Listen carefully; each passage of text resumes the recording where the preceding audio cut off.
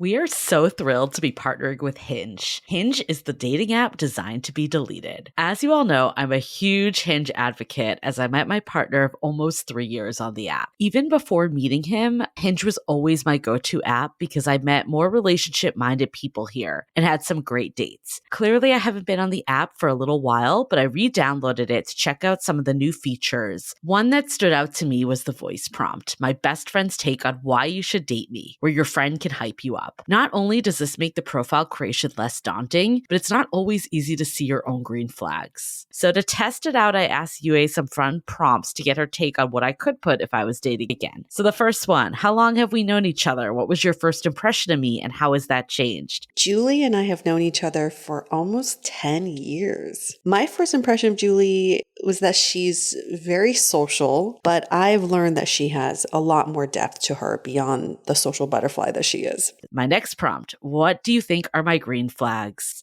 I would say she's deeply loyal. She believes in love, curious mindset, and she is fearlessly ambitious. And then last but not least, what kind of friend am I? Julie is the kind of friend who will always have your back, no matter what. Damn, that feels nice to hear. So download Hinge and try voice prompts today. Then find someone worth deleting the app for. I was so excited to get my shipment from Last Bottle Wines in the mail the other day, full of incredible red wines, all from Napa Valley. I love wine tasting, so having this to my door couldn't be happier. Also, couldn't be more excited that today's episode is brought to you by Last Bottle Wines. If you don't know already, they're a Napa-based online wine shop with a twist. They offer just one handpicked wine per day until it sells out, and they're always at incredible prices. We're talking 30 to 70% off retail. And the best part is that there's no subscriptions, no fees, and no minimum purchase. And I could not be more excited to bring this offer right now because they're having a marathon sale, which is coming up March 28th and 29th. Even better, we're offering Dateable listeners 10% off your first order with code DATEABLE. So if you are a wine lover like me, this is a great time to join. And did I mention that shipping is 100% free? So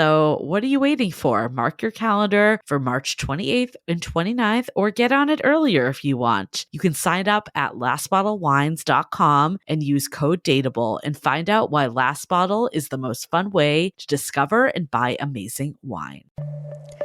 The Dateable podcast is an insider's look into modern dating that the Huffington Post calls one of the top 10 podcasts about love and sex. On each episode, we'll talk to real daters about everything from sex parties to sex droughts, date fails to diaper fetishes, and first moves to first loves. I'm your host, Yue Xu, former dating coach turned dating sociologist. You'll also hear from my co-host and producer, Julie Krafchick, as we explore this crazy dateable world.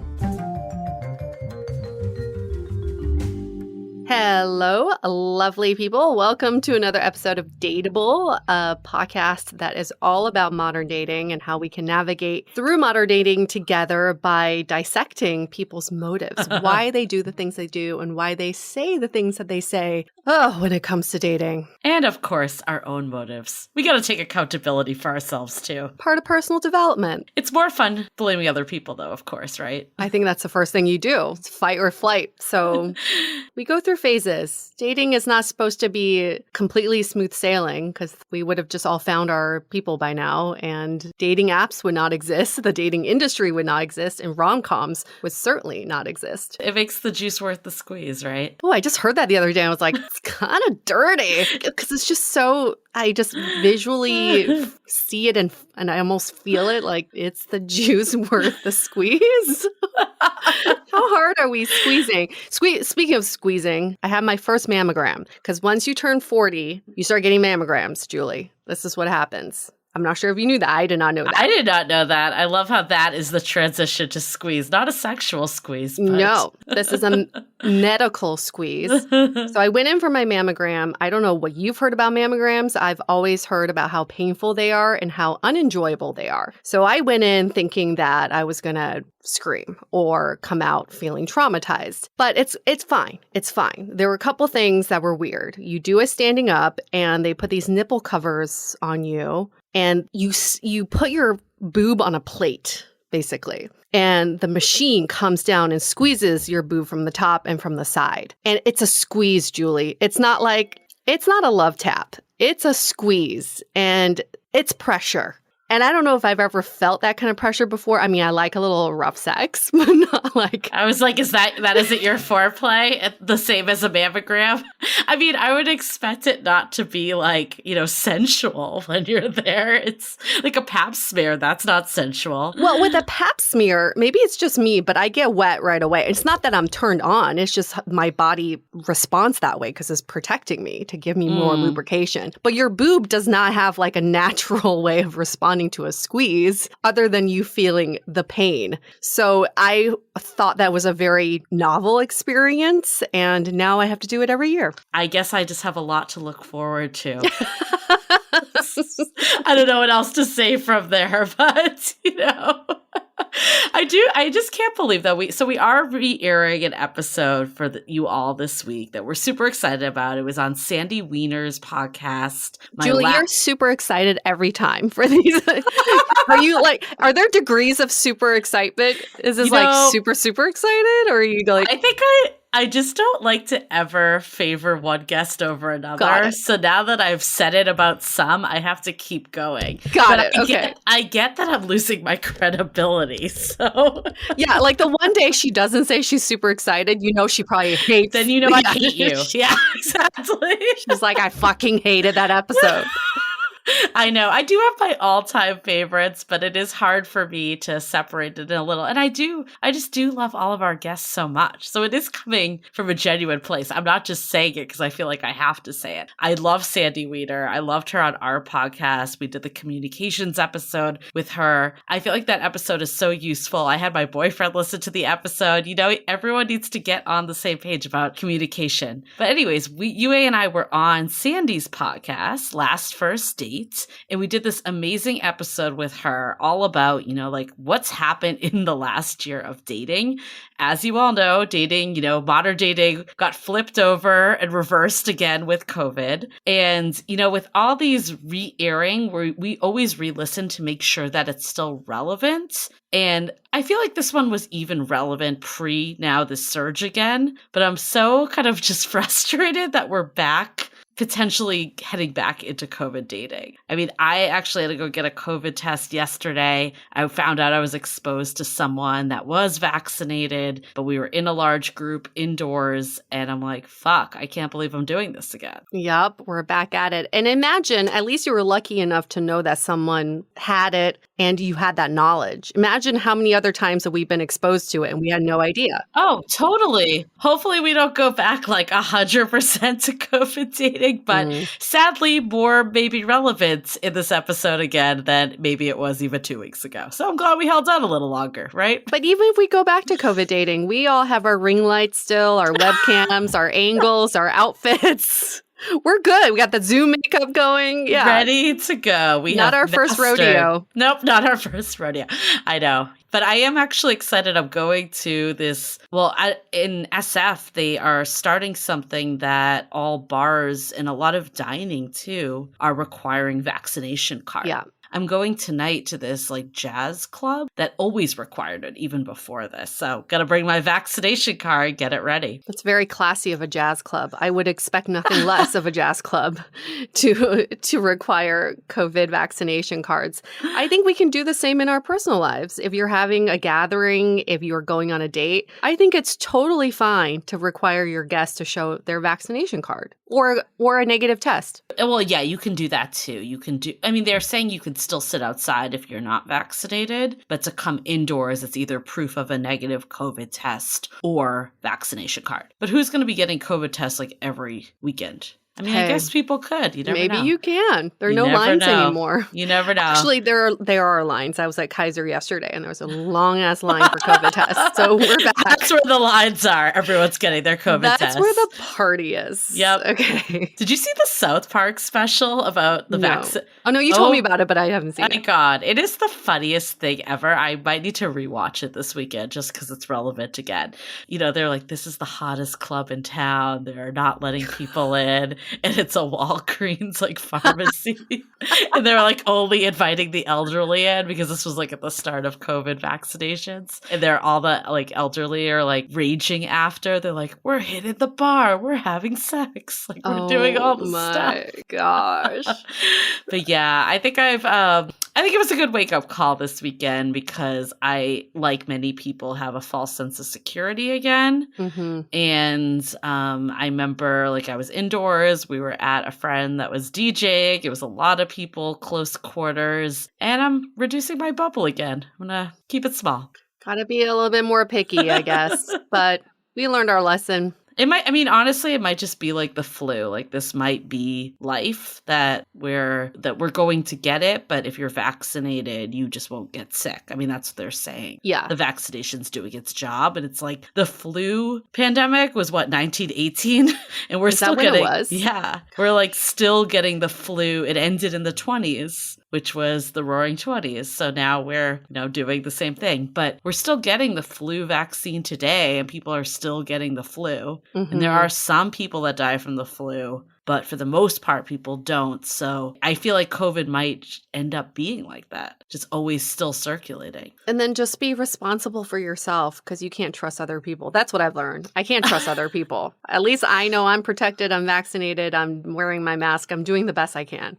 There you go. Speaking of doing the best you can, I don't know if this is doing the best you can, but all the men who've ever used Bumble probably got this email recently. And my boyfriend, who used Bumble, forwarded this email to me. It's a class action lawsuit against Bumble from this guy named Carrie Lowe's. Sorry if I totally butcher your name. Oh my gosh, I cannot speak. But he claims that Bumble discriminated against male users of its dating app platform who identified as interested in women through its practice of permitting only women to message first. The lawsuit alleges that differentiating the products and services offered between male users interested in women and other users violates state anti-discrimination laws and amounts to unlawful and unfair competition. Wow. I feel like I have an opinion on this. You sure do. I do have an opinion because I've seen lawsuits like this for like Uber and any independent contractor type company, and people are upset because they're independent contractors. But at the same time, you signed up for that. Mm-hmm. Bumble, their whole selling point is that women message first and have control. So I kind of just feel like this guy is looking for a settlement. Yeah.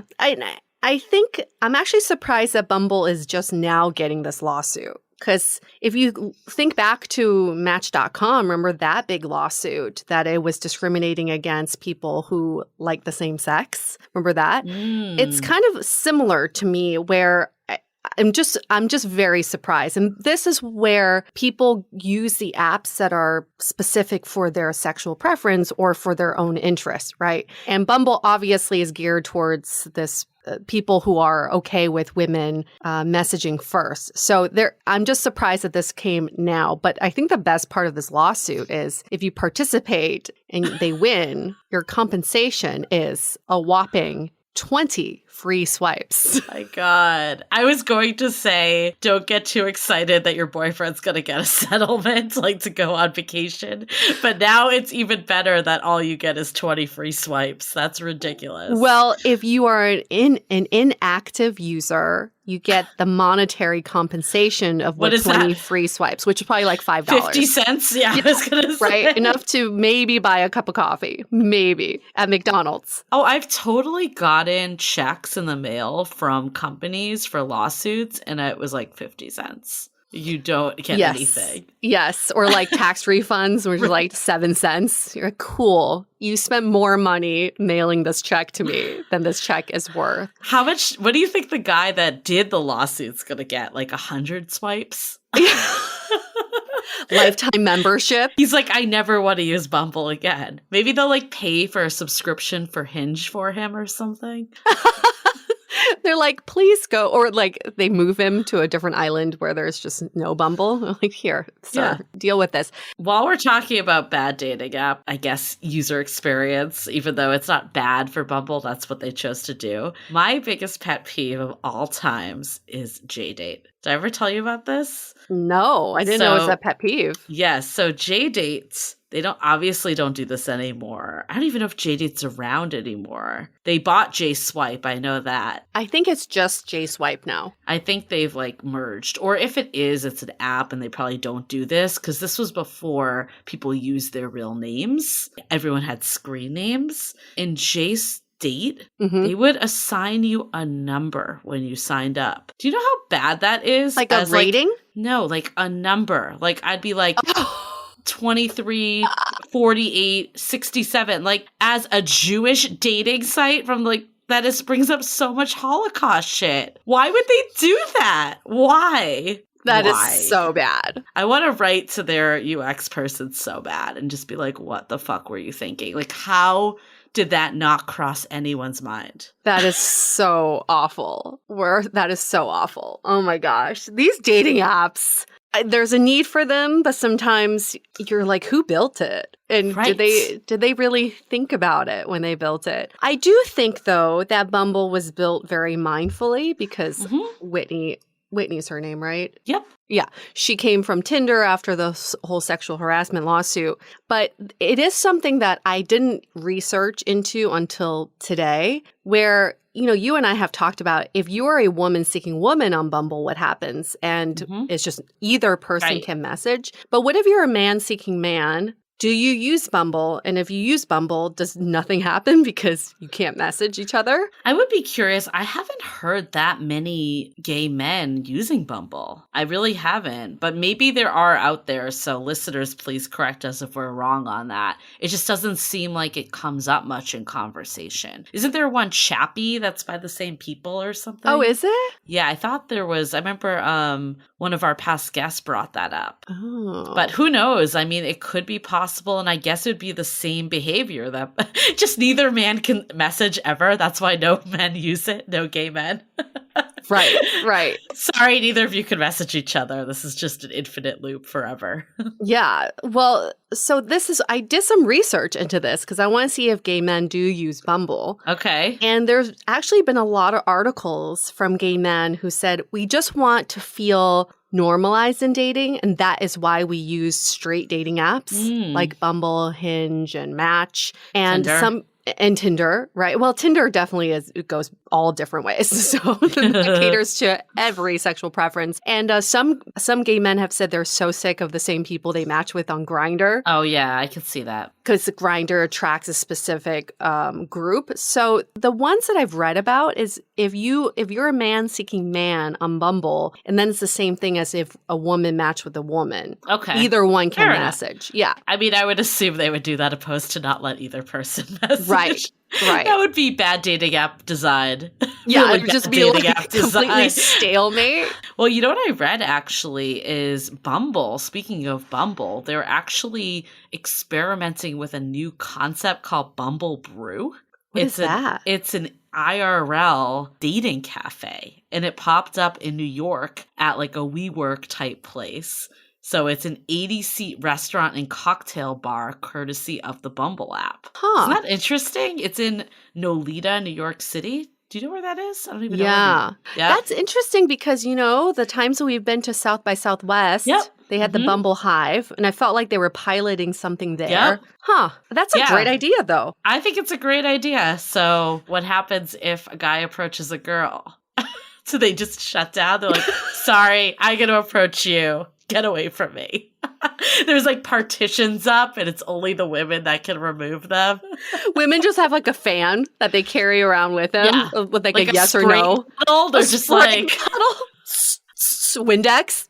I didn't give you permission to talk. It's like a dominatrix thing. You're like, But the same article I found it was this kind of like weird tech stuff that's happening right now. And I found this new site that's created called Postdates, the Postmates for your breakup stuff. They'll basically go retrieve your items for you. That is I was genius. like, isn't that genius? But they did caveat on one of them. They're like, we can pick up your clothes, but we can't get your Peloton. That is genius. I'm honestly shocked, though, for like a copyright reason, how they're able to get away with it with Postmates, because the logo looks so similar to Postmates. I'm going to look this up. Their whole Postmates. selling point is the Postmates for your breakup, unless it's made by Postmates. Who knows? Oh, that looks just like Postmates. Exactly. Isn't that hilarious? But it's such a great idea, because if you break up with someone, the last thing you want to do is go get your shit back. Yeah, I've, in my last breakup, I just kept finding his stuff for months and I would just ship it to him. But I guess I would have liked it better if I just had a basket and I just collected everything for a few months and then someone just come and pick it up. It was safe on shipping costs. Genius. Wow. Interesting. Okay. So yeah, lots of business ideas that are coming out of, I think during the pandemic, everyone was brewing. What is a good dating service or product I could make? Let's get to our question. There seems to be, with modern dating, things are changing all the time. So there seems to be debate around what the dating terms mean and what the different statuses mean. So here's a question we've gotten a lot, which is, how do you know you're dating someone? What does dating actually mean? Back in the day, when I was in high school, we would say we were going out or we were talking. That used to be the language around it. But now I feel like we just resort to say we're dating. And we've also heard people, some of our friends say, oh yeah, this person I used to date. And it turns out they like went on one date or not even. Like, I don't know. That's what I was going to say. I'm like, when someone says they're dating, that means that they could be in a committed relationship. Yeah. Or it means they went on one date. It's really hard to know. Yeah.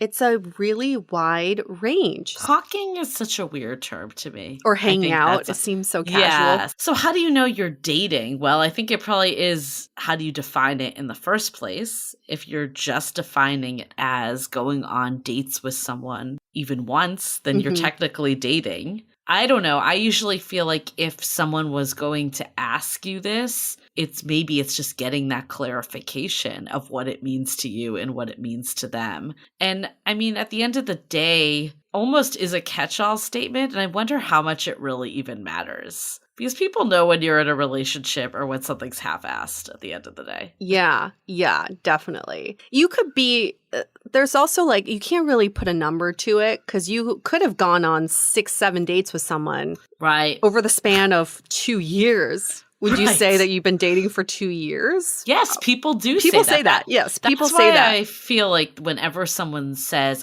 we've been dating for 3 months, 4 months, it's really hard to know what that really means. Yeah. I guess the root of this is, how important is it to you?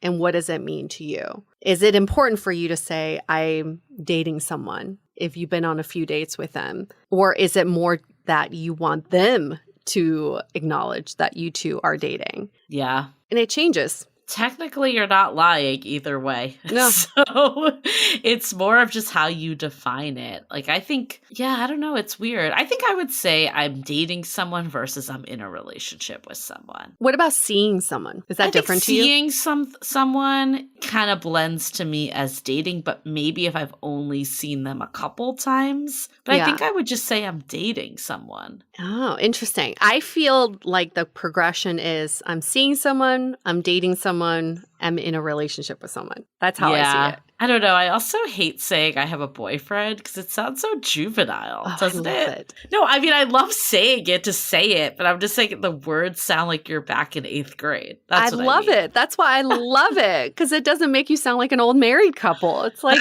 true. We're boyfriend, girlfriend. We're sneaking out of our parents' houses to hang out with each other. It's just funny to me because as you're almost 40 and you're like, I have a boyfriend, I have a girlfriend. It just sounds so ridiculous. Well, I also know 80-year-olds who have boyfriends, so spans all ages. But labels are so weird, right? You can say your partner. Yeah, I think deep down, everyone knows what their situation is. Whether you want to admit it or not is another story. Yeah. But deep down, when you're questioning things a lot, that's when there's a lot of uncertainty. And it doesn't really even matter if you're seeing someone or dating someone. It kind of is one and the same. Yeah. But if you were to quantify it, this is how I would quantify it in my head. It's date 1 through 5. You're seeing Mhm. someone. You're getting to know them. Mhm. And if you've been on 5 dates with someone with the potential of keep seeing them in a short amount of time, then I would say you can progress to we are dating. And then once you DTR or define whatever the relationship looks like, then you're in a relationship. That's how I would quantify it in my head. That's a pretty good rough estimate one. The only problem with it is when the timelines come in of number of months, like we were just saying. Yeah, it needs to be within a short time span for these 5 dates. It needs to be within a month and a half, I think. A month or 2. 2 yes. months max. Yes. 2 months max.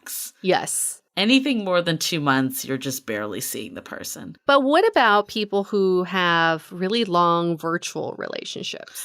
Ooh, this one's tricky because I still don't believe a date is a date until you've met in person. Mm-hmm. I know we've talked to some people that say, oh, I've been dating this person, and it turns out they only met once because they've been talking through virtual means for a couple months. I don't consider that dating someone. I consider that you went on one date with them. But that's just me. Yeah. I had a hard time with this because I went on dates with someone in real life, 3 to 5 dates, something like that. And then we were apart for many months and we kept in touch over Skype. But to me, it was hard to say that we were dating because we had just started. But we also weren't not dating. Right. So it gets tricky if the virtual part comes in the middle of it. Yeah, I mean, I think again, it goes back to it's a label. Yeah. And while labels are important in the sense that it puts you on the same page as someone, I think when there are all these like nuances, you kind of know if it's a thing or if it's not. Yeah. How about we just change the vocabulary to I met someone great. That's all you need to say. I like it. I think also I love the changing the vocabulary. I think I read this in a book somewhere. I'm not going to give myself credit. I forget where.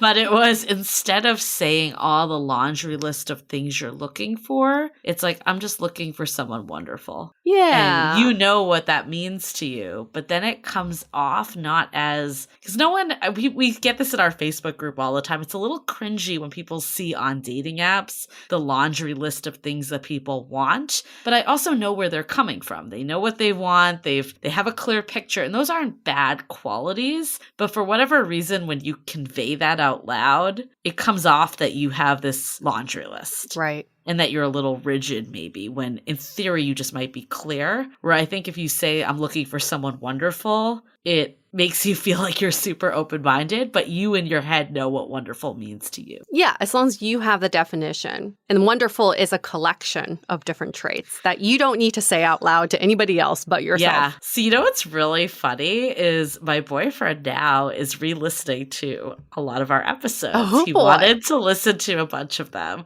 So I made a greatest hits playlist for him. And he was like, it's kind of funny listening because the way you describe what you're looking for a bit, I think I have a lot of those qualities. And I'm like, of course you do. I've started to re-listen to some of them just to hear because honestly, I just forget what I've said at this point. It's for sure. Some of them have been like over 2 years ago, right? And it is kind of funny to re-listen. I'm like, damn, I actually have gotten what I was looking for. It's a nice feeling. It's a nice feeling. There you go. You manifested Put it out in the universe, looking for someone wonderful. That's it. All we want is someone wonderful. And then if someone asks you what your situation is, just say, I met someone wonderful. Or I'm still on my search for someone wonderful. I like that. I love it. Done. So quick announcements before we get into the bulk of this episode with Sandy. We announced last week that we are changing the sounding board a bit, and we are going to have a lot more time with Yue and I directly to get your burning dating questions answered. We've seen this really great success with anyone that's been in our coffee chat, so we want to make this more accessible to everyone. So for the next month in August, we will be keeping the $18 mid-tier. That's our mid-tier. If you would like to get in now, you will get locked in at that rate. If you join in September, we will be changing those rates. So if this sounds like something that you want to do, if you have FODA, if you're jumping back into dating, if, you're in a relationship and things are going good, but there's something a little off, this might be the right place for you. And in addition to talking to you and I, you get the great community. There's weekly events that are host-led. I'm just constantly amazed by the level of introspection and emotional intelligence that this group holds. And people are really there for each other as each other's sounding board. So dateablepodcast.com/sounding board. Definitely check it out and get in at the rates currently. Hurry, hurry, hurry.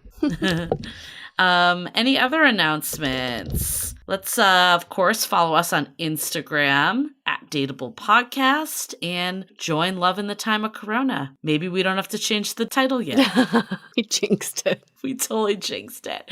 Okay, let's do a quick message from our sponsor. This episode is made possible by one of our favorites, BetterHelp. Thank you so much, BetterHelp, for sponsoring this episode. What are some things that you like to change in your life to find more happiness? What do you think is preventing you from achieving these goals?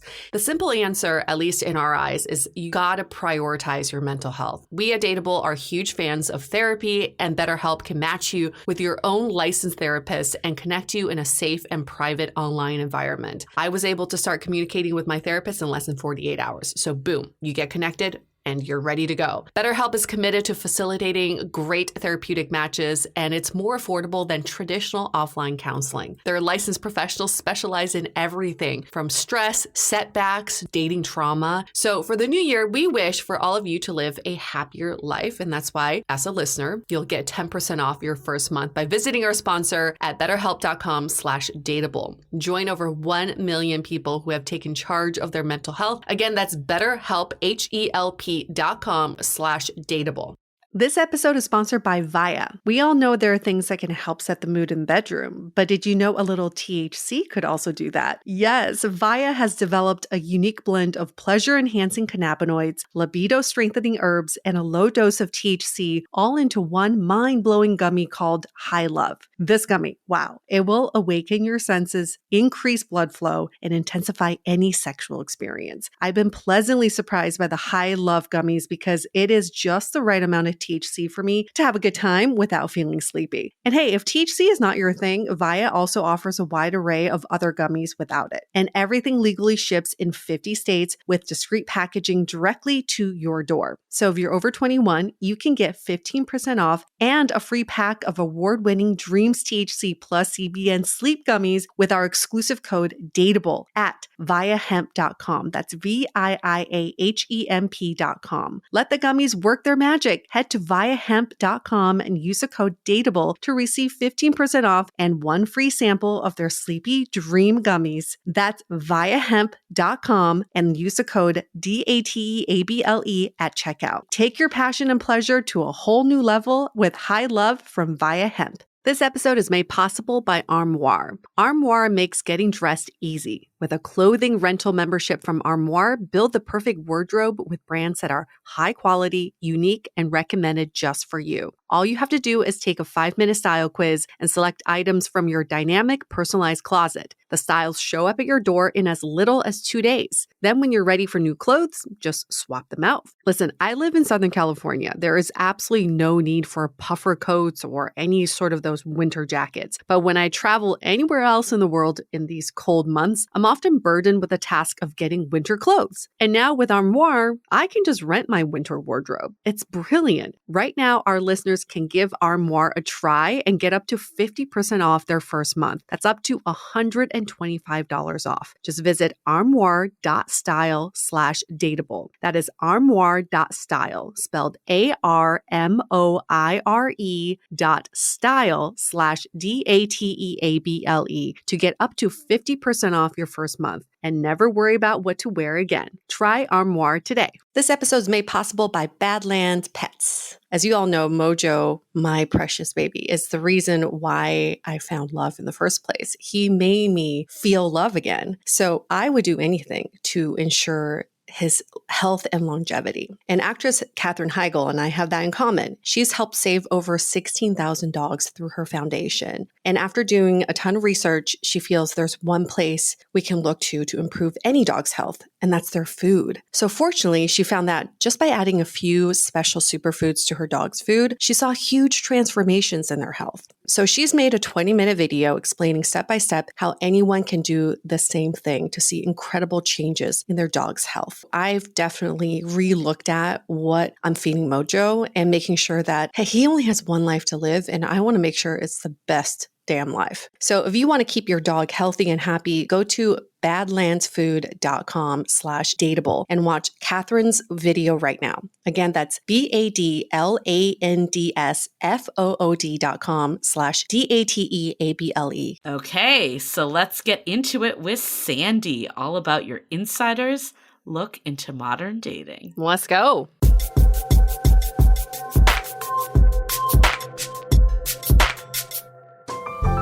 Welcome to Last First Date Radio, featuring interviews with experts in dating, relating, and mating in midlife. And now, here's your host, Sandy Weiner. This is episode number 454 with Yue Xu and Julie Krafchick, an insider's look into modern dating. Hi, everybody. I'm Sandy Weiner, and welcome back to Last First Date Radio, where we believe a woman of value naturally attracts the respect that she wants in life and in love. And if you're looking to build your confidence and show up more authentically in your life, I wrote a book for you, and it's called Becoming a Woman of Value: How to Thrive in Life and Love. And it's filled with stories, tips, and exercises to help you step more fully into your value. It's available on Amazon for Kindle or paperback. And every week I bring you a tip from the book. This week's tip is step 17, which is let go of toxic people. This is one of my favorite steps. When I got divorced, I realized how many toxic people I had in my life. Like usually when you allow one, you allow others. And so the work that I do now as a dating coach and the work I do with boundaries and setting limits has helped to eradicate all the toxicity. So I just want to challenge you this week that if you have any toxic people who are in your life, really look at how can I either set limits with this person or really just walk away and go no contact, because that's usually the only way to deal with many of these people, unless they're family members, and then that's a whole other story. Before I bring our guests on, I want to invite you to join our fantastic Facebook group. It's called Your Last First Date. And we are over 3,000 women strong. And this is a heavily moderated group. In fact, one of our moderators moderates Julie and Yue's group too. Her name is Janice, and she's fantastic. And we both have similar groups, actually. We'll talk a little bit about the DATEABLE group because it's kind of in the same philosophy of being really open about how we look at dating, and we're interested in growth and forward movement, not in getting stuck in old rules. And if that appeals to you, I invite you to join us at Your Last First Date. And now for our fantastic guests. Yue and Julie are the hosts of DATEABLE. It's one of the top-rated podcasts about dating, love, and sex. They are active daters who turned dating sociologists, and they've talked to thousands of real-life daters and experts to explore modern dating culture. Why people date the way they do. Man, that's a good question. Before doing this podcast, Yue was a dating coach and Julie was an app designer. And together they have been staying dateable since 2016. Welcome to the show, Yue and Julie. Thanks, Sandy. Thank you. Glad to be here. Oh, so excited to have you. I love listening to DATEABLE. It's one of my favorite podcasts to listen to as I'm walking. And I love the mix of guests that you have, that you balance having real life people with experts. So we've just gone through this crazy year of Corona, the pandemic, and you started a Facebook group about dating during the pandemic, and I'm a member of the group. I love it. So through the podcast and through your Facebook group, I'd love to hear some of the biggest struggles that you've noticed that people are going through in the past year. Other than the obvious, which are just isolation, feeling this feeling of loss of mourning their life before COVID, mourning their dating life before COVID, mourning social connection and a sense of community. But I think the biggest struggle that people are having right now is, how do I get back into the dating scene? Everybody sees the light at the end of the tunnel, but they also see that their social skills may have become a little rusty in the last year, and social cues have also become blurred.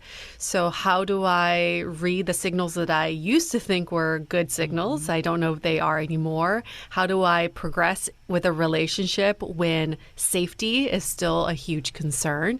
So the biggest challenge I think we definitely are seeing is, how do I get back into the swing of things? Absolutely. I think a lot of people are like, you know what? I haven't gotten date ready. I haven't put makeup on in a year. I've been wearing sweats and, only getting ready from the waist up, essentially, for video dates. And it's daunting to a lot of people. I think people are excited to get back out there and resume quote unquote normal life. But I think there is this level of like feeling scared about it that is happening, like Yue was just mentioning. The other thing that's interesting too is that like I think with a lot of, companies going remote and like reimagining like the future of work, this is causing a lot of people to like reevaluate like where they're living, how they want to live their lives. And I think that like uncertainty also kind of does play into your dating life, because I think if you're unsure of where you want to be, it can make dating a little more challenging when you're kind of like half in, half out and figuring things out. Yeah, that's been an interesting, all of this is interesting, but I think that last point that you made, Julie, is I remember when I think it was Tinder had this passport where you could pick anyone in the world. Yes. And they made that free for a while during the pandemic. And I really thought that was a great idea, because many of us are not tethered to where we live. And I was just having a conversation this morning with someone who met somebody who lives a distance from her, and she's actually considering moving. And I thought, well, aren't you really connected to where you live? Your business is there. You have a child there. And she goes, no, I hate where I live. My child is miserable. I'd be happy to move. And so there are opportunities that have come up. And I think that if we can look at all of life as opportunity, I mean, yes, there are challenges, and we don't want to whitewash the challenges because they're big ones. We've had a lot of losses. But there are also hidden opportunities. So I love the idea that you can get up and move, but it also is like, okay, who am I? Where am I? I don't know what to do, right? It's a lot of identity things. You know what? I totally agree with you. Like, no one's going to say that 2020 and this pandemic has been a good time. Like, no one's going to say that. But of course, you can find silver linings in everything. And I think one of the silver linings that we've seen is the community that we've established. And you're part of the Love in the Time of Corona group. And I think one of the things that I've loved about it is meeting people from all over and kind of getting out of like your bubble and seeing the different perspectives. I think people are always quick to blame where they live too for their dating problems. Oh, yeah. It's like that and the apps. Those are like the go-to, like, this is what's wrong. It has nothing to do with me. It's all about that. But then I think there's something kind of refreshing in a way that like everyone's having the same issues no matter where they live. I don't know. I know it's like not misery loves company, but at the same time, like it is kind of nice to say like, okay, this is a universal challenge. Like this might show up slightly different depending on where I live, but I'm not like alone in feeling like this, and it's not necessarily unique to my situation either. Yeah, I mean, I think challenges do a few things. They bring us together in many ways. We looked at what happened after the World Trade Towers fell and how many people came together in New York to help each other. People who never would talk to each other were now coming together and supporting. And also, challenges really have us reevaluate what's important. And I think that we can find connection through those things that are important in our lives. And I'm seeing a lot of really smart conversations going on in both of our groups, really about like, okay, what's important to me? I used to think this was, I needed X, Y, and Z in dating. And I realized those are just preferences and they don't really matter. Have you seen any themes or trends of particular topics that people are having epiphanies about? I think in our group, people are having epiphanies about whether they want relationships or not. I think they first joined our group thinking that this is a group for relationship-minded people. And then they saw that there was just a diversity of people some are single, some are actually married, some are in relationships, some are not looking for marriage or relationships.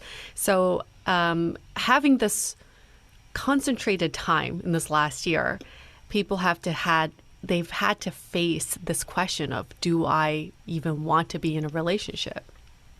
Yeah, that's been an interesting one. We don't see that so much in my group, but I've definitely seen it in yours. We had a pretty heavy conversation over the last few days about body type. And I saw that in your group. Did you? About the short, yeah, height shaming. Yes. Yeah. So I added a new guideline today about no body shaming in my group, because you would think these things would be just kind of common sense, but no. And it's so interesting that what you think is important, height, I mean, especially during this time where, we are reevaluating life in general. And it's indicative of a certain way of thinking for sure. Height is not a character trait. Height and weight, color of skin, all of those things that we think are so important. And every single person in my group who's found a relationship that was real, not a fairy tale, but like real life, has found it with somebody that was not their type. And so the type thing is a big conversation. I know you had Logan Ury on your show, and I've had her on mine. And she talks a lot about this too. It's like this whole type conversation of they have to look a certain way, they have to have a certain income. And I know that you guys really like to open up conversations around this. So yeah, can you share any conversations you've had around any of those topics that have really been interesting and eye-opening? Well, Logan loves the term relation shopping versus relationshipping. And we really see that with modern dating has become so much about relation shopping. You go on the apps like it's Amazon and you're searching for based on criteria of things that don't really matter to you.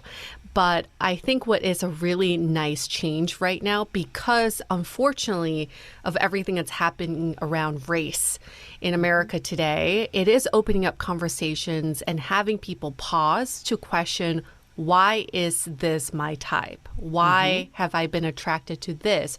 Or why has this particular person not been my type? And as a result of these, I would say, challenging conversations, people are opening up their filters because they honestly can't answer where their type even comes from. And we always like to say, you only know what you know. So your type is only the people you've met, people you have not had successful relationships with. So why not open up your parameters? So it's really exciting to see these conversations happen. Yeah, we're starting a movement, Date Without Hate, because there is so much going on, and that that applies clearly to all the racial injustices that are going on. But I think it also applies to, body image and height and like all this stuff that's out of people's control, essentially. And you're making snap judgments, not knowing this person whatsoever. And I mean, I think the pandemic, a lot of us have done the work. I think there's been, I would say there's probably two groups of people. There's people that have done the work, and there's people that have kind of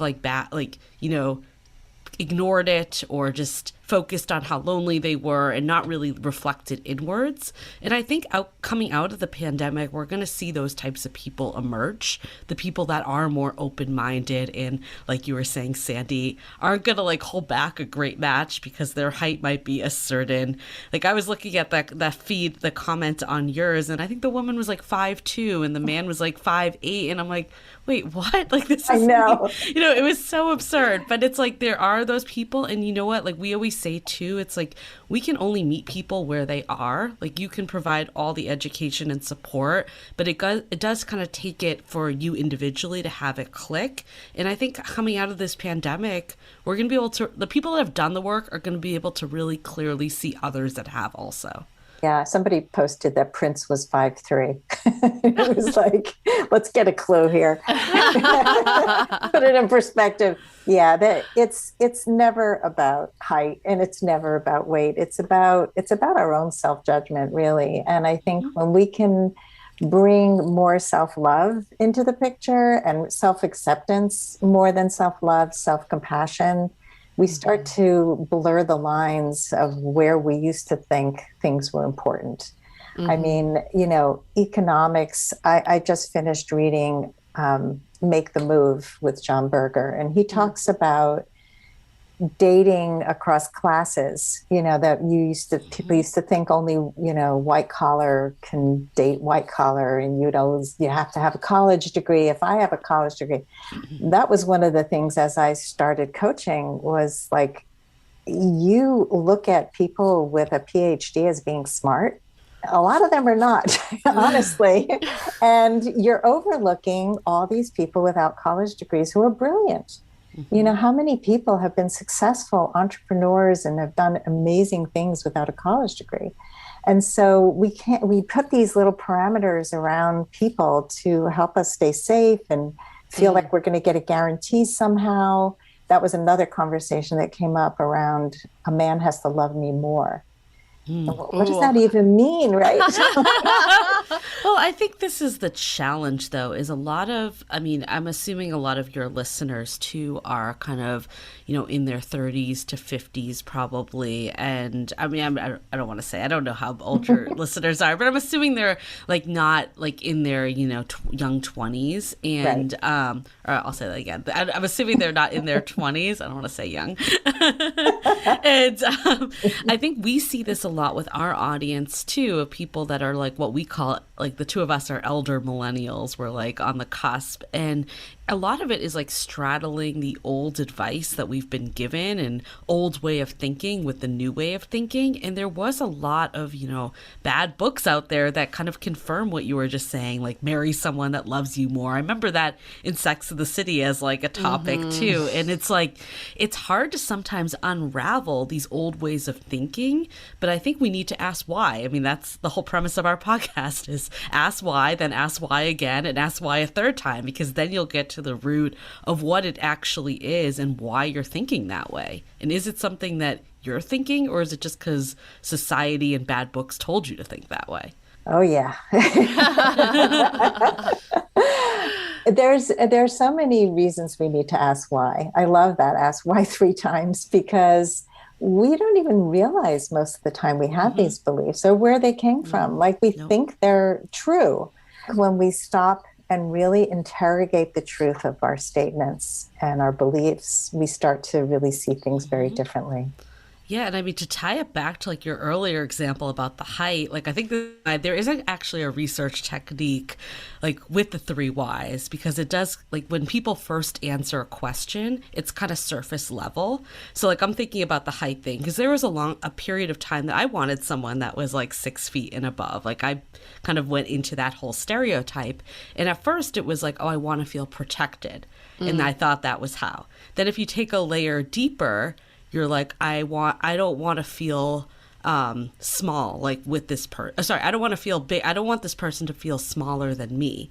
And then if you go a layer deeper, it's actually, I'm not happy with the way I'm feeling. It has nothing to do with this other person. So it's like, if you can kind of like dissect it down, a lot of times we place blame on, like we were saying, the dating apps, your location, other people, where it's all stems from yourself at the end of the day.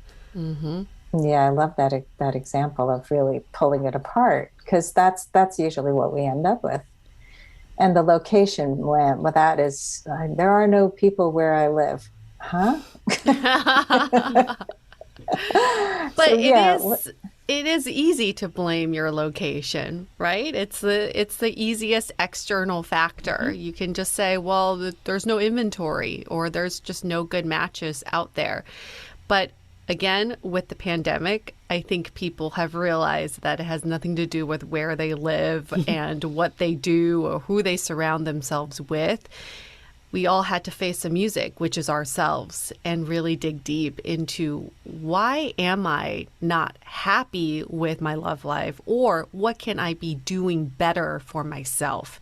And so that's why these conversations are evolving into something that goes beyond the superficial requirements from pre-pandemic, or at least I hope it sticks. I think for some people it will stick, and for other people they'll just go right back. We're humans. We tend to go right back to our messes as soon as things get back to so-called normal. But we're not going to get back to normal anytime soon. So. Yeah. Or at least I hope we can preserve some of it. Like, I think, I agree. I think we're already noticing conversations like going back to kind of similar to how they were at the start of this, like before the pandemic. Like, I think the early March, April period when this first hit, people did get like really real and raw. And it has like kind of like eased up the longer it's gone on. But I guess my hope is that like at least we can take away like one positive change or one thing that like we've learned about ourselves or dating that we can maintain moving forward. This episode is brought to you by Amazon Music Unlimited. Whenever I cook, I love listening to music from the 70s, like The Grateful Dead and Crosby, Stills and Nash, and my favorite, Joni Mitchell. With Amazon Music Unlimited, I can listen to over 70 million songs and thousands of playlists and stations. And you can now stream your favorite podcasts like Last First Date Radio. You can listen to any song, anytime, anywhere, on any device, whether it's your smartphone or tablet, your PC or your Mac, Fire TV, and any Alexa-enabled device like the Amazon Echo. You will never hear or see an ad, and you can even download songs and podcasts and playlists to listen to offline. Now, for a limited time, you can get Amazon Music Unlimited for free for 90 days. Just head on over to getamazonmusic.com/lastfirstdate to claim this offer. So, Julie, you're dating, correct? Mm-hmm. What's your biggest takeaway? What have you been applying? Yeah, I think the biggest thing for me is, being excited about dates again. There was a period that and I shouldn't say that I wasn't excited, but I think it became so standard that you would go on a date that they lost excitement and meaning. And a lot of times, I wouldn't even put the person's name in my phone because I'm like, oh, there's like a 50% chance I'll never see this person again. Julie knew a lot of Tinder. Why? Exactly. Everyone's name is something Tinder. It's crazy. Exactly. I did have that in my phone at one stage of life when I was really serial dating. But, I think, though, there is something about, getting excited to meet the person. I think one of the challenges in the pandemic is not getting so ahead of yourself, because we have also seen that, and I've experienced it myself, that you build this person up because of a virtual connection. So I'm trying to not take that moving forward, but I am still trying to take this part where, I do talk to them on the phone at least once before meeting. I feel like at least I'm okay, this person and I could carry a good conversation. I'm looking forward to meeting them in person, not just oh, another, I got to do my quota of 3 dates a week and just knock it off. I think there is a mental mindset shift that my time is valuable. I want to meet people that add value to my life. I think also it's I have been, living alone during this pandemic. And at first it was scary. And it's become empowering to me that I'm I've been able to do this on my own. While maybe my goal in life isn't to be alone, if that ends up happening, it's not the worst thing in the world. I'm perfectly happy as is. And I think that mindset, it's allowing people to come in my life that add value and not just being with people to fill a Friday night. I can do that on my own. Yeah, adding value is huge. That's a big question. Is this person adding value? And if not, Right, or making you feel good. I think that's like one of the things that keeps coming up on our podcast, and what I've been really trying to apply to my dating life too is like, how do I feel around this person?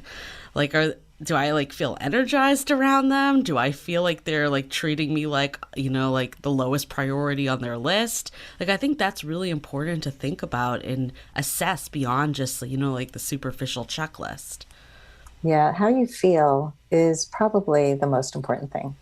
I think I just spoke to a woman in Portugal today who just finished this relationship that was so toxic. And I asked her, how did you feel when you were with him? Did you feel did he bring out the best in you? Did you feel your body relaxed or stressed around? She goes, oh, always stressed. Didn't bring out the best in me. I never felt safe. And I'm like, okay, these are clues. Yeah. Right. But a lot of times, because if you're in a place of loneliness that you're just trying to like fill a void, that's when we gravitate to those types of people, because it's better than nothing. And that's like the worst place to be in my opinion, for dating. Right. Scarcity. And also it feels like attraction, because that's how a lot of people are wired, that feeling that kind of dysregulation, and anxiety feels like attraction. That's butterflies, that's excitement, right? Yeah, and unfortunately it goes back to how you view love and how you recognize love. And so this is a great opportunity for that why exercise again, digging into why do you perceive that as love? Why do you perceive that as affection? And then you'll see that it probably stems from your childhood somehow, where you were given love very inconsistently. And that's the only way you recognize it. Yeah, so true. It all stems back to how we were raised, right? I'll blame our parents. It's not where you live or the exactly. apps. People are blaming the wrong external stimulus. Exactly. It's where you used to live. Yeah, It's not where you live now. But that's the whole point. It's like, okay, connect the dots, really figure out why you keep repeating these patterns, and undo it. You can undo the damage. I don't care how old you are. Like, instead of being a victim of it, we have so many choices. We're back to choice points. How are we going to deal with it? Are we going to continue to try to get that love through partners who are horrible for us and make us feel that sense of anxiety? Or are we going to work on ourselves and try to change our attraction? I know you had Ken Page on the show also, who I love, and he's been on my show. So he talks about that, how he grew up with that was attraction to him, and he finally changed to attractions of inspiration instead of deprivation, which I just love that distinction too.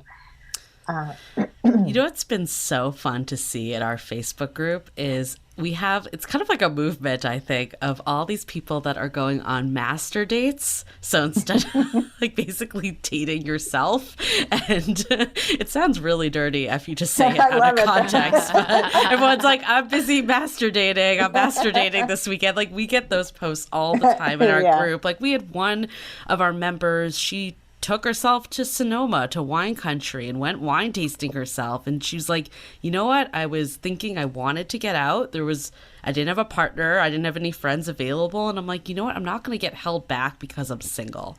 And I think that attitude has been so refreshing to see. And, it's like just being like comfortable with yourself and being able to entertain yourself and staying open to company, because by default humans are wired for relationships, whether that's romantic, platonic, familiar, whatever it is. But like, I think it's not saying that just because you're like spending time by yourself, it means that you're closing yourself off to relationships. But it also does mean that like you aren't going to necessarily stand for bullshit, essentially, because you're like, I could just go to wine country myself. I don't need to go with someone that's treating me horribly.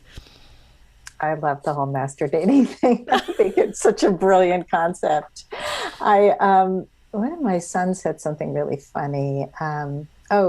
This is something he learned from a male dating coach, that he'll tell women, like when he wants to hang out with them, he'll say, I'm going to be at this park. I'd love to go with you. if you want to meet me there, great. I'm going anyway. Mm. So it's kind of like, I'm going to live my life and you're welcome to join me. And I mean, I would, if I was dating him, I would want him to ask me out properly. Yeah. I was like, I don't know about this one. But this is more like these friends who he's thinking of dating. Or when, like, he has one woman in his life who he used to date, and he's now in a friendship with her. So he'll say, I'd love to hang out with you sometime. And she'll say, well, I don't know. And he'll go, well, look, I'm going to be at the park and I'm taking a walk. Yeah, So, I like that. You know, it's sort of, I'm going to live my life and you're welcome to be part of it or not, but I'm not going to stop my life because you're not joining me. And I think that's important for all of us to take away, that we should continue to live a great life. And actually, this is usually when people find a partner, because they're out having a great time. They're Right. exuding joy and having fun. Yeah. So, what do we talk about now? There's so many questions. So some other trends that you've seen, like mistakes that people make in dating, especially now. What are some mistakes that you've seen? It's hard to identify mistakes because then we're saying there are rules that they've broken. We like to rephrase this as things that people should be more cautious of or just think twice about. So some of that would be, I think we're getting back into the whole swipe culture, where you're just swiping for vanity swipes, swiping for attention. And it gets us into a really dark place when we start doing this on the regular, because you start thinking that everyone is disposable and that if you don't match with this person, there's someone better out there. So just a way to navigate around that is, we always say, like, make your swiping activity an event. So you kind of treat it like it's sacred and give yourself a limit. You should only really be talking to 2 to 3 people at a time. Don't try to balance like 7 to 10 conversations, because you're not going to go deep with anybody. And give yourself a limit. Even if the apps are giving you endless matches or endless people to look at, maybe set a time limit. I'm only going to swipe for an hour. And then at the end of the hour, I'm done. I cannot swipe any longer. I think people are just often looking for a quick fix. Like, we hear people all the time being like, what can I do to my profile to, like, you know, bring all these matches in? And I do recognize that people have different levels. Like, some people don't get a match, like, ever. So I don't want to say that, like, it's not about your profile at all. Like, you obviously need to have a funnel of people coming in. But I do think that a lot of us are fixated on the wrong things. Like, we're so obsessed with, like, the first message we should send and, you know, like, having the perfect profile. And it actually causes us to hesitate and not actually be authentic and just make moves and have conversations.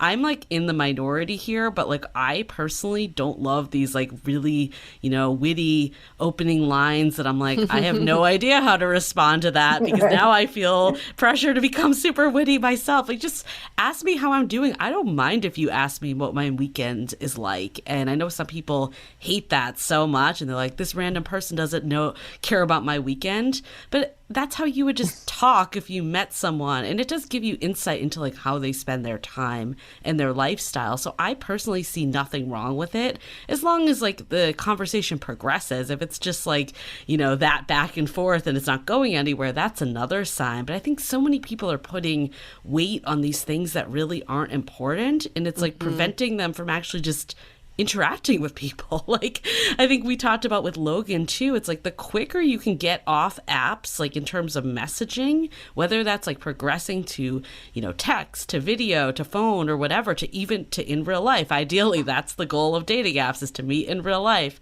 I think the problem when people get so fixated on apps is that they never get out of that like messaging phase. Yeah. Oh, man. So I love both of your comments. I think that the whole swipe culture, I just saw something, it might have been on your Facebook group, about some of the biggest complaints in online dating. And one was, you know, it takes too long. You spend hours and feels like a job. Feels like a job. Right? like, why are why? people doing Yeah, right, don't make why? it feel like a job. Yeah, that's your decision. Set a timer. I've even had clients do like 20 minutes, set a timer, don't make it a job. And also your attitude going in, because, you know, I've helped clients reframe from, oh my God, this is like, you know, root canal, to to like find a better metaphor. So one of them chose like amusement park, you know, like I'm entering an amusement park and I don't know, you know, what the rides are going to be like, and I'm going to have fun, and some rides I won't go on and some I will go on. Right. And it's like, if you can reframe how you're approaching it, it makes such a difference. I mean, finding love and meeting people is supposed to be fun. Yeah. Like the hard part is when, you know, like you have conflict that's like in a relationship. That should be the hard part. And that also, again, is the mindset you go in. If you don't think of conflict as, you know, a pain point, that could also change how you view that. But the early stages of dating and just meeting new people should not feel like a job. Yet for whatever reason it is, it's like completely made people, you know, want to grill people on dates. Like that date, I mean, I've been on that date. It is not fun to be on a date where someone is, you know, unleashing all their emotional baggage and grilling you to make sure that you're not going to hurt them. Like, who wants to do that for date one? Like, let's just have fun. And I don't know, for whatever reason, that seems like a foreign concept to a lot of people. Yeah. I mean, I think So people love to know the last page of the book before they open the book. Yeah. Tell me And how it's going to end. I get it to some degree. It's like you don't want to like waste your time. You don't want to like go for unavailable people. I think emotionally unavailable is like the biggest buzzword right now. But at the same time, it's like you need to just get to know the person. Like I remember in our group, we had someone share like a line that she uses before she even like talks to the men that she was engaging with. And it was basically like, how did they contribute to the breakup of their last relationship? Mm-hmm. And one of the guys in the group was like, because she was like, oh, I use it to like test to see if they're self-aware and they're acknowledging, you know, their own, how they contributed. One of the guys was like, I don't even know you. I'm not going to like tell you the truth anyways. Like, and that doesn't sound like fun. You don't sound like a fun date. Yeah, like I had someone ask me like what my 5-year plan was. I'm like, I don't know. Like, are we on an interview? Like, what's going on? Right. And it goes back to that relation shopping mindset. People feel like they have to make these really educated, informed decisions, like when they've shopped for a car or shop for a house. But shopping for love is not the same. You have to go with your gut feeling and intuition, and we forget to tap into our guts and our heart for that. We are all constantly looking for more information that, in the grand scheme of things, 10 years from now, it doesn't even matter. It doesn't even matter. If you're running assessments in your head, you're not present. And people can feel that. And then it doesn't matter if you want to go out with them a second time, they probably won't want to go out with you. So it's like, it's kind of like, let's do the calculations once there's actually a foundation even there. Yeah, it's really true. And I have to admit that I've used similar lines before I got to be a smarter dater. I mean, I was really interested in seeing if people took responsibility in their lives. And so I would ask it more like, what did you learn about yourself? What did you learn from your last relationship? It wasn't quite the, tell me how you take responsibility. But what I want to hear is, my ex-wife was a horrible person. She took all my money, or I learned that I need more communication in the next relationship. I mean, that's an okay conversation to have, maybe on a second date, But I think the first date, have fun, like see if you can laugh together, do something fun. I think we also get stuck in these dates that are all the same. Right. And the pandemic has given us many opportunities also to explore other ways of dating. Have you seen any trends in how people are meeting, the creative ways that people are dating? I mean, we had a past guest meet on Clubhouse, like I think there's a lot of like online platforms. And actually, Yue and I predicted this before the pandemic. We did not predict the pandemic, but we did predict We weren't that psychic. But we did think that like dating apps were going to start to like simulate real life a bit more. And I think we have actually seen that like people are using different platforms. Like we even see in our Facebook group, we do happy hours in our like premium group, the Sounding Board. And people have said like, it's like Coachella. We go to different rooms or like a big house party. I'm like, Coachella might be a stretch, but like a house party, that we jump around and we talk to different people and it's all virtual. And I think like with Clubhouse and some of the other audio platforms that are coming on and, people are using TikTok to meet people. Like there's so many different ways that aren't necessarily quote unquote dating apps, but they're still apps in technology. And I think we're seeing a lot of that happen. And it's going to be really fascinating to see how that continues post, back into society. And my personal belief is that I think it will stay. I think that it won't be like the only way people interact like they are now.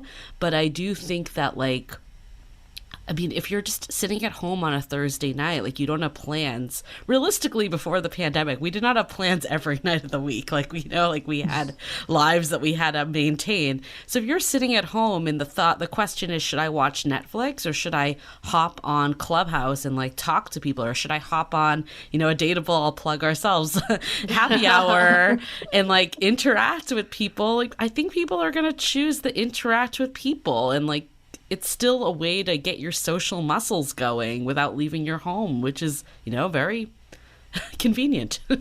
Yeah.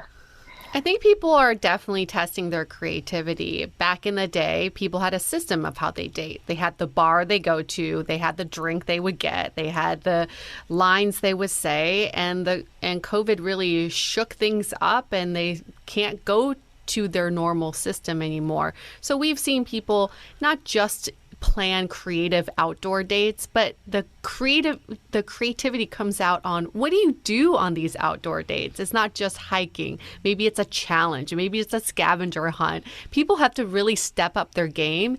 And we're starting to see this traditional way of courtship come back in a way because people are taking the time to actually plan dates. What a concept. And that in itself just exercises a more creative part of your brain. Yeah, for sure. I remember actually had Ketan on my Facebook Live a couple of weeks ago because Janice had told me about him meeting a woman on Clubhouse, and I thought it was such a great story. And I wanted to share it with my audience because they walk around so limited as to how they're meeting people. And I think, just opening up to a meetup I've been to meetups before the pandemic, but people have been continuing to go to meetups virtually and meeting people. And years ago, I discovered Facebook groups as a way to meet singles. And there actually are singles groups. Your group in particular is great because not only attracts men and women, but the conversations are much deeper and more less judgy. There are a lot of singles groups where the conversations are. Oh yeah, that was our fear starting the group. Yeah. We're like, I hope this doesn't happen. I think we naturally weeded those people out because they probably wouldn't like our podcast. But there's definitely those out there. We've seen them. Yeah, and so it's a great way to actually get to know a person. Whereas a dating app, you get a very small snippet of somebody who may look like that 10 years ago and has chosen to curate some little lines that show how witty they are or somebody else thinks they are because they wrote it for them. And on these Facebook groups, and I highly recommend everybody join your group because it is a great way to get to know people, to get to know their heart, their soul, how they answer each other, how they support each other, the ones who step up and show leadership skills. I mean, this is what we're looking for, right? I mean, I admit that before our Facebook group, I was never like a big Facebook group user. I was in some, but I was more of a lurker. I very rarely posted. I didn't really engage or get to know anyone. And I have just been blown away by the people in our group. And I mean, I know I have a little bit of a bias because I am the person that runs the group, but but we have heard this from people that don't run the group, that are in the group too, that they feel like they've like, I mean, a lot of them have met up with each other, even if it's not romantic, just to like, we had this one person post the best post. She was like, I'm getting ready for this date. I haven't been on a date for like, 6 months. I'm really nervous. What should I wear? And that ended up being like with another woman in the group as like a friend date.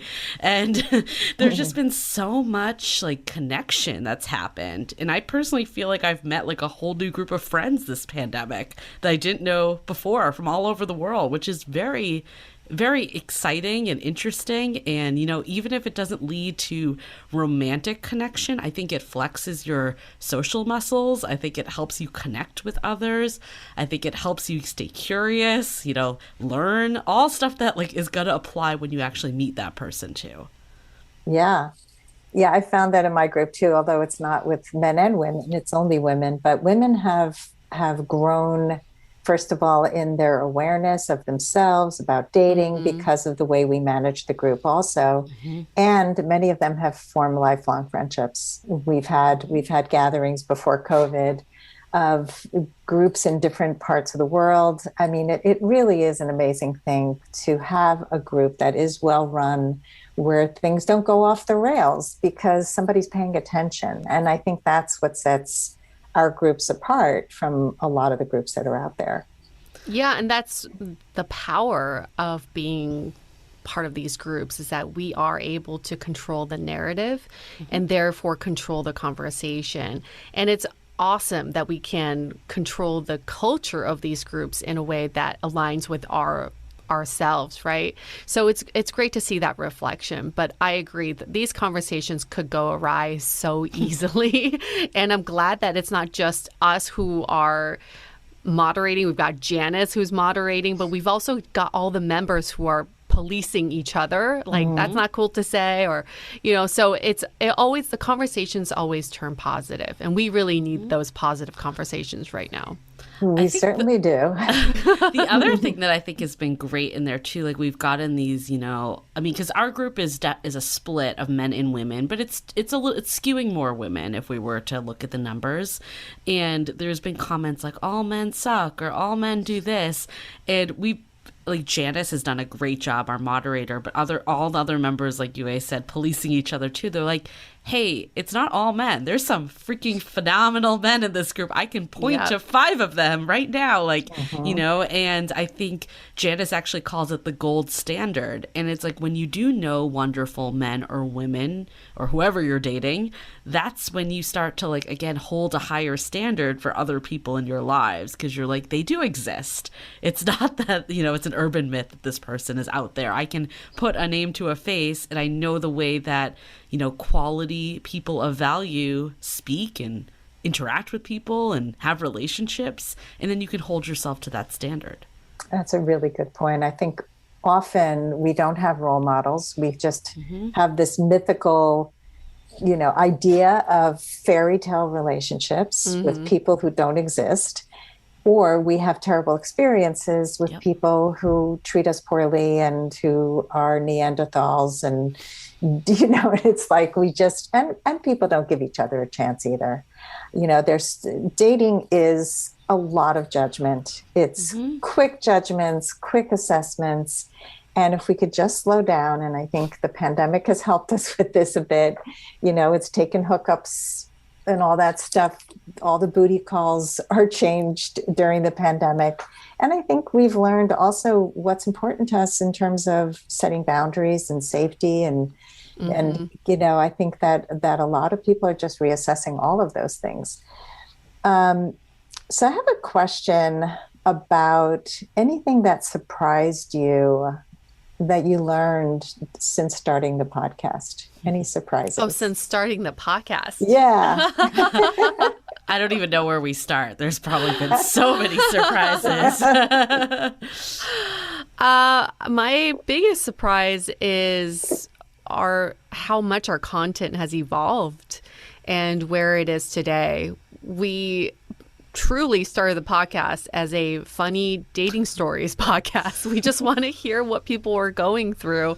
And now we are in a place where we're providing a space and a platform for everyone to tell us their different perspectives on how they view dating and how they navigate the dating scene and relationships. So I'm very proud of us for evolving our content, evolving ourselves, but I'm also just very surprised by how much our content has changed throughout the years. Yeah, I mean, we did an episode about toxic masculinity. We've touched mental dating with depression. Like, those are topics that I don't think UA and I ever planned on covering. I would have been like, what does that even mean? Like, how does that relate to dating? And I think I think that's the point, though, is it's like dating and relationships, especially dating, it shines such a mirror on yourself. And I think what I'm surprised by is how much of it is, on your own self. Like, you clearly need to get into relationships to relate to others too. So it can't just be all self-work or, that's going to just be, you living in a fantasy land by yourself. And if that's not your end goal, then, you do need to like bring another person into the equation.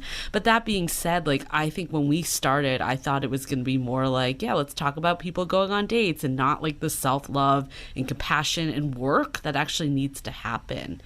I think the biggest surprise, to me, is how many similarities there are between different groups of people. When we first started, I thought our audience was going to be straight women. That's who I thought was going to listen to it.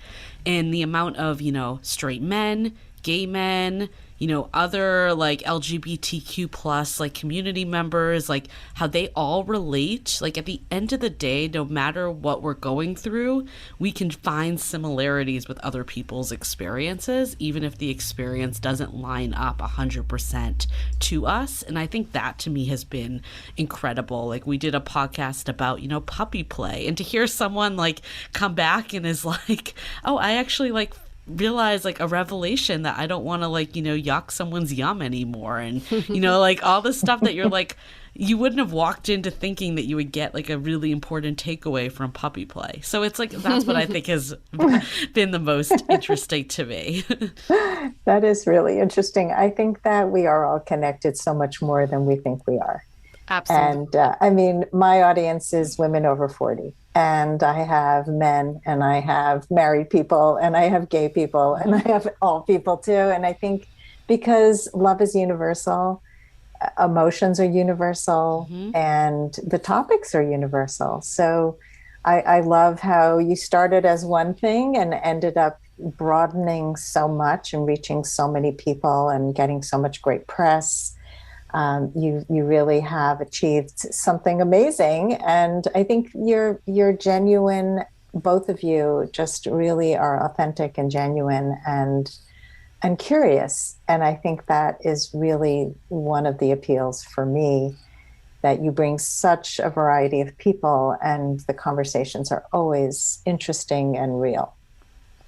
Thank you. It takes one to know one. So right back at you, Sandy. Oh, thank you. So this has just been an amazing conversation, and I would love to have people find you wherever you are. So please tell us all the ways people can contact you and find you. Yeah, I mean, we're pretty much on every podcast platform out there. Apple Podcasts, Spotify, any other apps that you listen to your podcast, you can find us. You can also go to @DATEABLE Podcast on social media. Instagram is probably like our most active social media platform. And then join the Love in the Time of Corona Facebook group. That's where we've been talking about this whole time. And, there's a lot going on. And then, if you love what you're seeing, we have our premium members group, the Sounding Board. But start in Love in the Time of the Corona and get to know us better.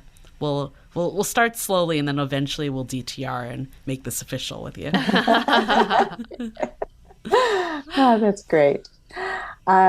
I'm wondering if you're going to change the name of the group after I was thinking Corona. about that.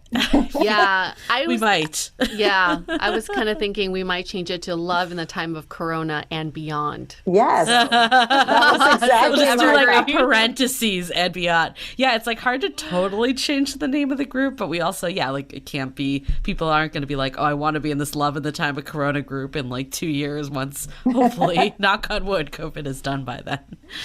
Yeah, I like the and beyond. I switched the name. I taught a course about 5 or 6 times called Find Love during the pandemic that started the month after the pandemic started. And then as we went on and on and on, I kept teaching it. And then I realized it's more of an and beyond course because pretty much everything I taught can be used post-pandemic. And I think your group is universal. It's not just about the coronavirus. And hopefully we will have a new normal and a beyond very soon. And we'll have to readjust everything. But you guys are constantly giving us ways to do that. So I appreciate you and thank you for coming on today. Thank you for having us on, Sandy. My pleasure. And everybody, thank you for watching. Please rate and review us if you love our show. And that always helps, as the Dateable podcast ladies know. And we hope you go on your last first date very soon.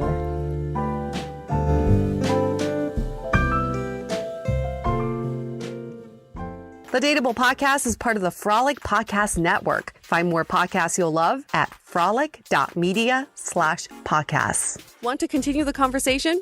First, follow us on Instagram, Facebook, and Twitter with the handle @Dateable Podcast. Tag us in any post with the hashtag #StayDateable, and trust us, we look at all those posts. Then head over to our website, dateablepodcast.com. There you'll find all the episodes as well as articles, videos, and our coaching service with vetted industry experts. You can also find our premium Why series, where we dissect, analyze, and offer solutions to some of the most common dating conundrums.